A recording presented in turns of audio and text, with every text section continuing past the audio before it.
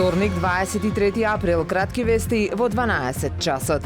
Охриѓани, но и бројните гости кои го посетуваат нашиот град се почесто користат електрични автомобили кои се исклучително корисни за намалување на загадувањето на животната средина, но бараат и соодветна инфраструктура. Тоа пред се однесува на полначи за електрични и хибридни возила, чија застапеност е нужна за овие возила да можат да се движат. Еден ваков полнач има и во строгиот центар на градот, каде е поставен од 2018 година, како заедничка заложба на општина Охрид и Ева на Македонија. Целта е да се стимулираат охриѓани да купуваат електрични и хибридни возила кои не загадуваат или загадуваат многу помалку од возилата со мотори со внатрешно согорување.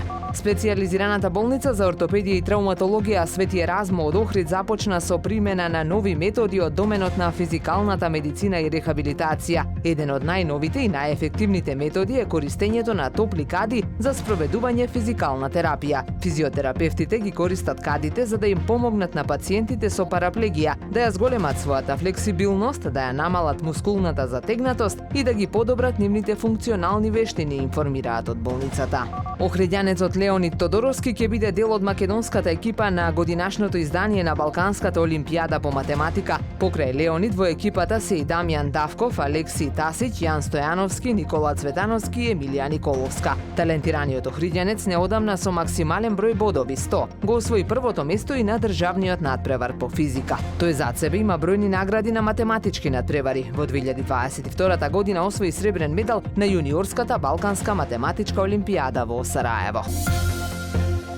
Времето денес претежно облачно со повремени врнежи од дожд, дува слаб до умерен југоисточен ветер. Максималната температура во Охрид до 14 степени. Повеќе информации на ohridpress.com.mk.